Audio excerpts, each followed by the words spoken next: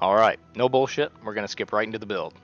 So, as a main overview, next week, March 27th on Tuesday, there's going to be a pretty significant change to the Sandbox.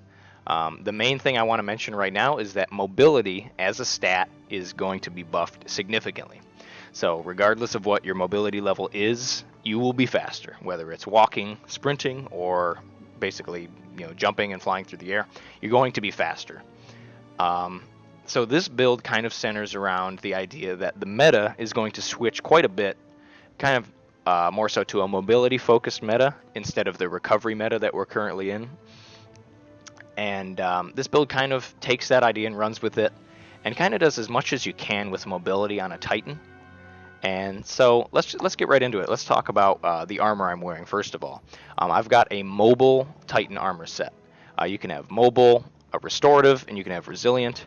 But obviously the mobile set is going to make you faster. It just happens to be the Curse of Osiris set. That doesn't matter too much. My exotic here is the MK44 Stand-Asides, which I will actually talk about in just a few seconds. I want to first talk about my weaponry. So I've got the classic Mida combo. We got the Mida multi-tool here, Scout Rifle. I'm sure you've heard of it. It's pretty meta, and it is a pretty solid gun. Scout Rifles are in a good spot right now, and they're not getting nerfed come next week, so the Mida is still going to be a great choice. But the main reason I have this in this build is because it gives you more movement speed. So basically, while you have this weapon equipped and out, you will be faster with everything you do. So it's more mobility. And in the Elemental, we've got the Mida Mini Tool. So when you combine this with the Mida Multi-Tool, it makes you even faster. It has lightweight by default, but it actually has a perk that when you use in conjunction with the Mida Multi-Tool, you're going to be even faster. So this combo right here is just about as fast as you can get as a Guardian in terms of the weaponry that you're holding. Heavy, I'm actually going to talk about in just a sec. Now I do want to mention the Stand-Asides. So the Stand-Asides, what they do is when you're sprinting with full health, you slowly gain an overshield. So the longer you sprint, the more this overshield fills up, and it kind of has a max at your full health bar. But the other main thing that these do is every time you hit a sprinting melee attack, it actually reduces the cooldown of that melee ability by 50%. So this is kind of why this is a hybrid mobility Titan build, because you can use it with all three of the subclasses, because all three of the subclasses have a sprinting melee. So we can talk about Stryker. It's got Seismic Strike, kind of like Shoulder Charge from Destiny 1. It's not a one-hit kill, but it does recharge your grenade, which is great utility. Over in Sentinel, we have Shield Bash, which essentially disorients your enemies, which works on both AI and players in the Crucible. And then last, we have the Sunbreaker, and we have Hammer Strike. Hammer Strike essentially just does a chunk of damage like the other two. It leaves a slight burn on the enemy after you hit them, but it also weakens them, so any follow-up damage is going to be even stronger. All three of these sprinting melees are pretty good. You have to kind of know when and where to use them, but they're great when used effectively. And when you combo them with the Stand-Asides, you just have a 50% cooldown reduction on them all the time. Because you can't set the ability off of cooldown, or on cooldown rather, without actually hitting someone. And when you do hit someone, the Stand-Asides kick in and reduce that cooldown to 50%. So it's just a guaranteed 50% cooldown, and that's great. You're meleeing 2 times as much in a match, which is great. So now I do want to talk about the heavy. So like I was saying before, when you have the Stand-Asides on and you're sprinting, you basically gain an overshield when you're sprinting at full health. And this happens regardless of if you're using a primary, secondary, if you're planning on doing a sprinting melee or what. It's just regardless. Whenever you're sprinting, you're going to gain that overshield. And that's extremely useful with swords and shotguns.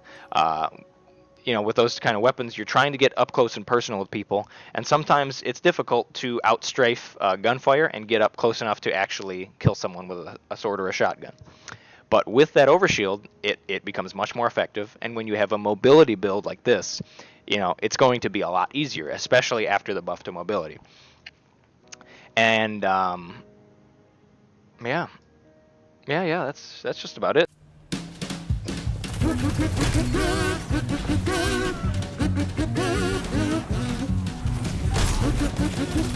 Battle is still